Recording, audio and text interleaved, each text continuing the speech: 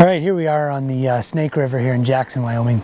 I wanted to talk for a few minutes about rigging up. This is something that, you know, all too often I'm on the river with clients and friends and just out there fishing, and you know, you look down and you're helping them set some stuff up, and you notice their leader is just gnarly looking, and you know, I thought of a pretty funny and interesting analogy is, you know, it's like a job interview.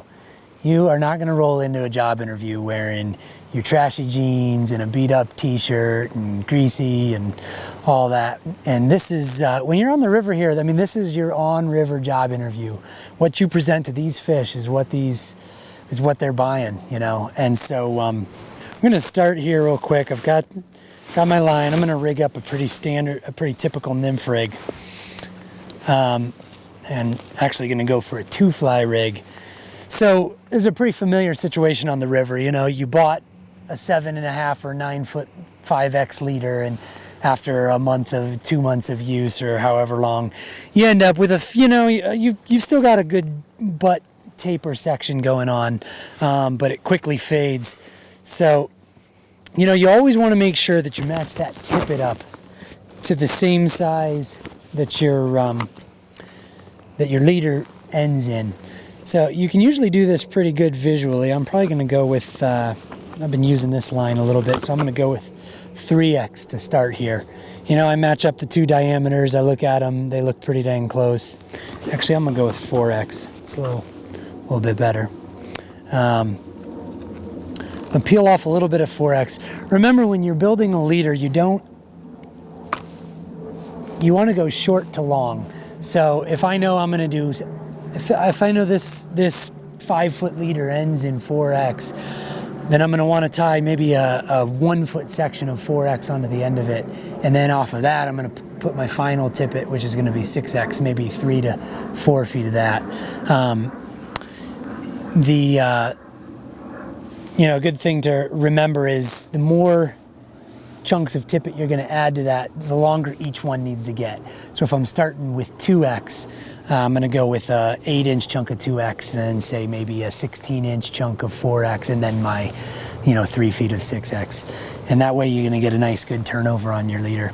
The other thing to remember is you pretty much don't ever want to jump more than 1X, over 1X. So if I'm going 4X, I can go to 6X, but I don't want to go to 7X. The knot's just going to get big and bulky, and you got to remember, on a really delicate presentation, a bulky knot is going to actually cause drag in your system, and that's not going to be any good. So me and Jay both are sold. There are 3 knots we use total. Maybe we'll come back and do a video on those knots specifically, but leader to line, we use a nailless nail knot.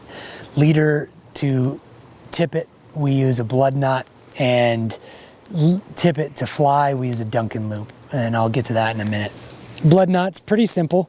You make an X here, one line over top of the other, you twist that guy 3 times, you put that down through the hole that you've made with the X, pinch that tight so that gap stays open, twist the other one 3 times, and bring that back up through. Now obviously, this isn't a full tutorial on how to do a blood knot, so you may want to read up on it or check out another video. The thing about the blood knot that's great is it's super slim. You can trim that thing down, and it is the slimmest, strongest knot you're going to get. Best bang for your buck. So I've got my 4X. I'm going to go to my 6X here. Tie the same thing up again. And then actually I'll start talking about that next knot. After this, I'm going to tie on my first fly, and that's going to be with the Duncan loop. The Duncan loop is basically a slip knot. And the awesome thing about the Duncan loop is you're able to take your fingernails and pull that knot back a bit after every time you catch a fish. What that's going to do is that's going to allow you to have some play so that your knot is not tight up against the eye of your hook, and it's going to actually allow that nymph to drift a little bit more freely.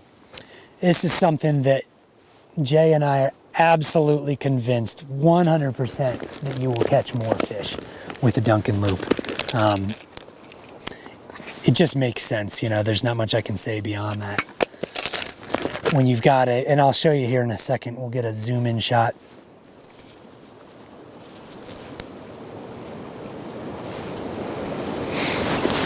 I'm just sliding on an Allen Brothers indicator here. One of these ones, you can check out the website. We've got an article that we wrote on these indicators, how to make them. They're real easy, super buoyant foam indicator.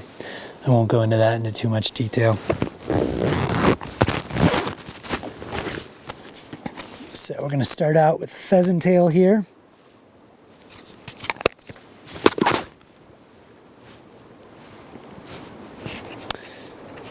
The Duncan loop's a pretty easy one too. You just pull it over, kind of pinch it right there so that you can create this backwards loop. And then you bring the line around you bring the tag end around the line and through the loop 3 times.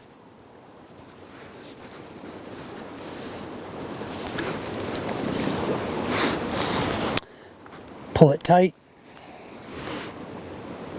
trim it, and then I actually leave a little bit of tag end right there, if you can see that. This helps when you start to loosen that knot with your fingernails. Then if you clip that too tight, you can lose the knot. It can pull out from your fingernails. It's a real strong knot otherwise. But you can see this is a great example. When I've got this fly on that knot, you can see there's no real play in that line there. It's just kind of, it's tight on there. All I do is I take my fingernails, I'm gonna back that Duncan loop off a little bit, and look at that. I've got this great amount of play. So when that fly is sitting there in the water, drifting, it is able to just, you know, it's able to float a little more freely. It takes one more step of drag out of your line. So there you have it. We're ready to hit the river right now.